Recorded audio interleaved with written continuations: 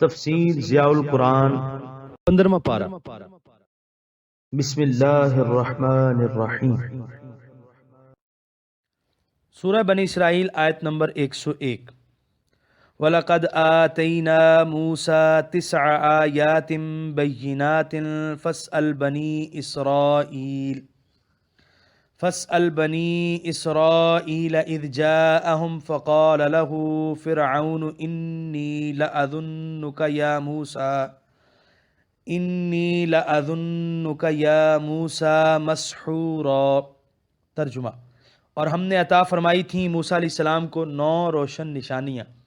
آپ خود پوچھ لیں بنی اسرائیل سے جب موسیٰ آئے تھے ان کے پاس، پس فرعون نے آپ کو کہا، اے موسیٰ، میں تمہارے متعلق خیال کرتا ہوں کہ تم پر جادو کر دیا گیا ہے۔ سورہ بنی اسرائیل آیت نمبر 101 کے پہلے حصے کی تفسیر۔ اور ہم نے عطا فرمائی تھی موسیٰ کو 9 روشن نشانیاں۔ حضرت ابن عباس رضی اللہ تعالیٰ عنہ کی تفسیر کے مطابق تو ان آیات سے مراد آپ کے 9 معجزات ہیں: عصا، ید بیضاء، سمندر کا شق ہونا، طوفان، ٹڈی دل، جوئیں، مینڈکوں کی کثرت، برتنوں وغیرہ کا خون سے بھر جانا۔ لیکن مندرجہ ذیل حدیث جس کو ابو داؤد، نسائی اور ابن ماجہ نے روایت کیا ہے اور امام ترمذی نے اپنی جامع میں ذکر کرنے کے بعد اسے حسن صحیح کہا ہے، اس سے معلوم ہوتا ہے کہ آیات سے مراد یہاں وہ احکام عامہ ہیں جو ہر نبی کی شریعت کی اساس ہیں۔ حدیث یہ ہے، صفوان بن اسال نے کہا کہ ایک یہودی نے اپنے ایک دوست کو کہا، چلو اس نبی کے پاس چلیں۔ اس کے دوست نے کہا کہ تم اپنی زبان سے اسے نبی نہ کہو، اگر اس نے یہ بات سن لی تو بڑا خوش ہوگا۔ پس وہ دونوں حضور علیہ السلام کی خدمت میں حاضر ہوئے تو انہوں نے موسیٰ علیہ السلام کی 9 آیات بینات کے متعلق سوال کیا تو حضور نے جواب میں فرمایا، وہ 9 آیتیں یہ ہیں: نمبر 1، اللہ تعالیٰ کے ساتھ کسی کو شریک نہ ٹھہراؤ۔ نمبر 2، چوری نہ کرو۔ نمبر 3، زنا نہ کرو۔ نمبر 4، کسی کو بے گناہ قتل نہ کرو۔ نمبر 5، کسی بے گناہ کو حاکم کے پاس نہ لے جاؤ تاکہ وہ اسے قتل کرے۔ نمبر 6، جادو نہ کرو۔ نمبر 7، سود نہ کھاؤ۔ نمبر 8، کسی پاک دامن پر تہمت نہ لگاؤ۔ نمبر 9، میدان جنگ کے دن بھاگو نہیں۔ اور اے یہودیو، تمہارے لیے خاص حکم یہ ہے کہ تم ہفتے کے دن نافرمانی سے باز رہو۔ صفوان کہتے ہیں کہ حضور صلی اللہ علیہ وسلم کا یہ جامع جواب سن کر انہوں نے حضور کے دونوں مبارک ہاتھوں کو چوما اور دونوں مقدس پاؤں کو بوسہ دیا اور کہا کہ ہم گواہی دیتے ہیں کہ آپ نبی ہیں۔ سورہ بنی اسرائیل آیت نمبر 101 کے بقیہ حصے کی تفسیر۔ پس فرعون نے آپ کو کہا، اے موسیٰ، میں تمہارے متعلق خیال کرتا ہوں کہ تم پر جادو کیا گیا ہے۔ جب فرعون نے دیکھا کہ سارا ملک مصر صدقے دل سے میری خدائی کو تسلیم کر رہا ہے، کسی نے کبھی اس پر اعتراض تک نہیں کیا، بلکہ کسی کے دل میں خلش تک پیدا نہ ہوئی، تو یہ موسیٰ جو ہمارے شاہی محل میں پل کر جوان ہوا اور پھر مدین کے جنگلوں میں سال ہا سال روح پوش رہا اور غلہ بانی کر کے گزر اوقات کرتا رہا، یہ آج بڑی بے باکی سے میری خدائی کا انکار کرتا ہے۔ ہو نہ ہو اس کا دماغی توازن درست نہیں، یقیناً کسی نے اس پر جادو کر دیا ہے جس کے اثر سے یہ ایسی بہکی باتیں کر رہا ہے۔ سورہ بنی اسرائیل آیت نمبر 102۔ قال لقد علمت ما انزل هؤلاء الا رب السماوات والارض بصائر وانی لاظنک یا فرعون مثبورا۔ ترجمہ: کلیم نے جواباً فرمایا، اے فرعون، تو خوب جانتا ہے کہ نہیں اتارا ان نشانیوں کو مگر آسمانوں اور زمین کے رب نے، یہ بصیرت افروز ہیں، اور اے فرعون، میں تیرے متعلق یہ خیال کرتا ہوں کہ تو ہلاک کر دیا جائے گا۔ سورہ بنی اسرائیل آیت نمبر 102 کی تفسیر۔ فرعون کے اس الزام کا جواب کلیم اللہ نے اس طرح دیا، مسبور کا معنی ہلاک شدہ، اور فراق نے کہا کہ مسبور اس شخص کو کہتے ہیں جو بھلائی کی توفیق سے محروم ہو اور شر اور فتنہ اس کی فطرت ہو۔ سورہ بنی اسرائیل آیت نمبر 103۔ فَأَرَادَ أَن يَسْتَفِزَّهُم مِّنَ الْأَرْضِ فَأَغْرَقْنَاهُ وَمَن مَّعَهُ جَمِيعًا۔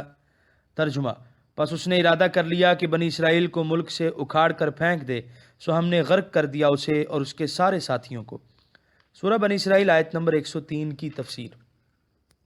فرعون تو میرے کلیم اور اس کی قوم کو مصر سے جلا وطن کرنے کا ارادہ ہی کرتا رہا، اور ہم نے اسے اور اس کے لاؤ لشکر سمیت بیک بینیوں 2 گوش پکڑا اور سمندر میں غرق کر دیا۔ سورہ بنی اسرائیل آیت نمبر 104۔ وَقُلْنَا مِن بَعْدِهِ لِبَنِي إِسْرَائِيلَ اسْكُنُوا الْأَرْضَ فَإِذَا فَإِذَا جَاءَ وَعْدُ الْآخِرَةِ جِئْنَا بِكُمْ لَفِيفًا۔ ترجمہ: اور ہم نے حکم دیا فرعون کو غرق کرنے کے بعد بنی اسرائیل کو کہ تم آباد ہو جاؤ اس سرزمین میں، پس جب آئے گا آخرت کا وعدہ تو ہم لے آئیں گے تمہیں سمیٹ کر۔ سورہ بنی اسرائیل آیت نمبر 105۔ وَبِالْحَقِّ أَنزَلْنَاهُ وَبِالْحَقِّ نَزَلَ وَمَا أَرْسَلْنَاكَ إِلَّا مُبَشِّرًا وَنَذِيرًا۔ ترجمہ: اور حق کے ساتھ ہی ہم نے اسے اتارا ہے اور حق کے ساتھ ہی وہ اترا ہے، اور نہیں بھیجا ہم نے آپ کو مگر رحمت الہی کا مژدہ سنانے والا اور عذاب الہی سے ڈرانے والا۔ سورہ بنی اسرائیل آیت نمبر 105 کے پہلے حصے کی تفسیر۔ یعنی یہ کتاب سراپا حق ہے، اس میں کسی طرح کی آمیزش نہیں ہوئی۔ سورہ بنی اسرائیل آیت نمبر 105 کے بقیہ حصے کی تفسیر۔ اور نہیں بھیجا ہم نے آپ کو مگر رحمت الہی کا مژدہ سنانے والا اور عذاب الہی سے ڈرانے والا۔ یعنی آپ کا کام پیغام حق سنا دینا ہے۔ اگر کوئی آپ کی دعوت پر لبیک کہتا ہے تو یہ اس کی اپنی سعادت ہے، اور اگر کوئی پنبہ در گوش رہ کر اسے نہیں سنتا تو اس کی قسمت۔ سورہ بنی اسرائیل آیت نمبر 106۔ وَقُرْآنًا فَرَقْنَاهُ لِتَقْرَأَهُ عَلَى النَّاسِ عَلَى مُكْثٍ وَنَزَّلْنَاهُ تَنزِيلًا۔ ترجمہ: اور قرآن کو ہم نے جدا جدا کر کے نازل کیا تاکہ آپ لوگوں کے سامنے اسے ٹھہر ٹھہر کر پڑھیں، اور ہم نے اسے تھوڑا تھوڑا کر کے اتارا ہے۔ سورہ بنی اسرائیل آیت نمبر 106 کی تفسیر۔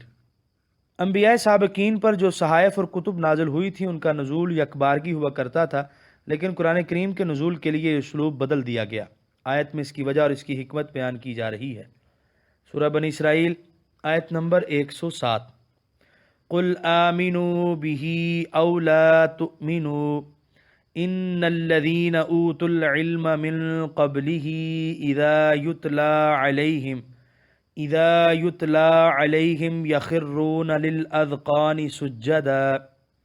ترجمہ: آپ کفار کو کہیے خواہ تم ایمان لاؤ اس پر یا نہ ایمان لاؤ، بے شک وہ لوگ جنہیں دیا گیا ہے علم اس سے پہلے جب اسے پڑھا جاتا ہے ان کے سامنے تو وہ گر پڑتے ہیں ٹھوڑیوں کے بل سجدہ کرتے ہوئے۔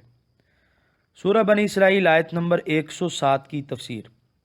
اگر تم قرآن پر ایمان لاؤ گے تو اس میں تمہارا ہی فائدہ ہے، قرآن پر تمہارا کوئی احسان نہیں، اور اگر ایمان نہیں لاؤ گے تو تم قرآن کا کچھ بگاڑ نہ سکو گے، اپنا ہی ضیاع کرو گے۔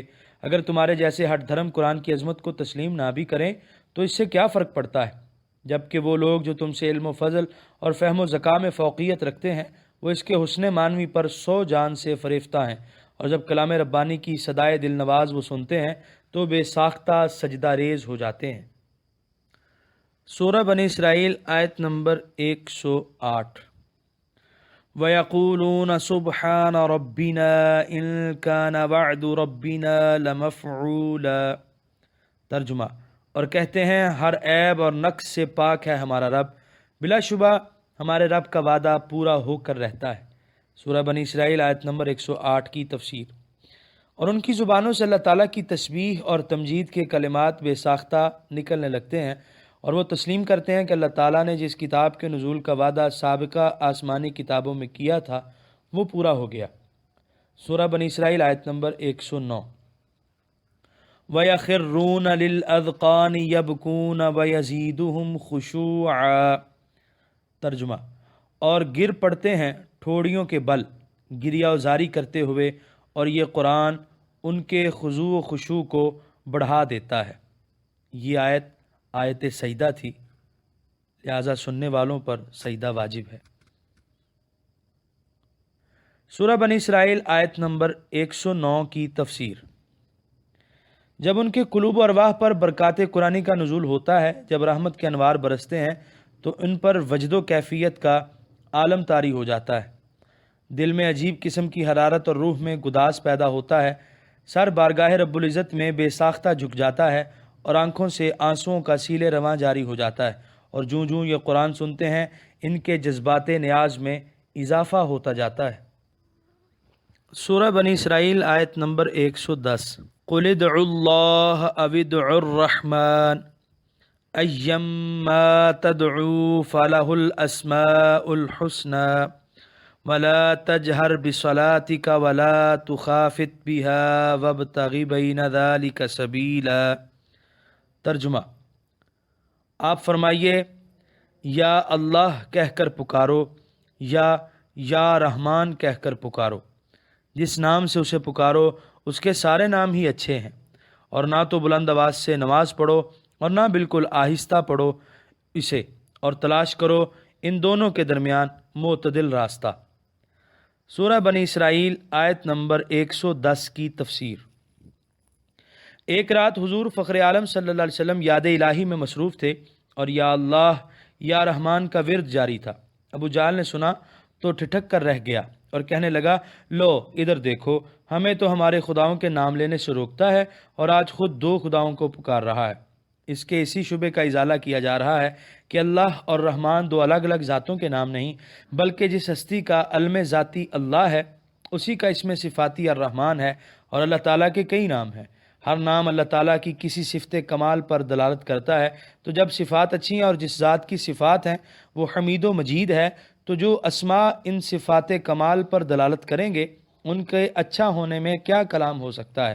اللہ تعالیٰ کے ان اسماء حسنہ میں سے جس اسم سے بھی اس کو پکارا جائے درست ہے۔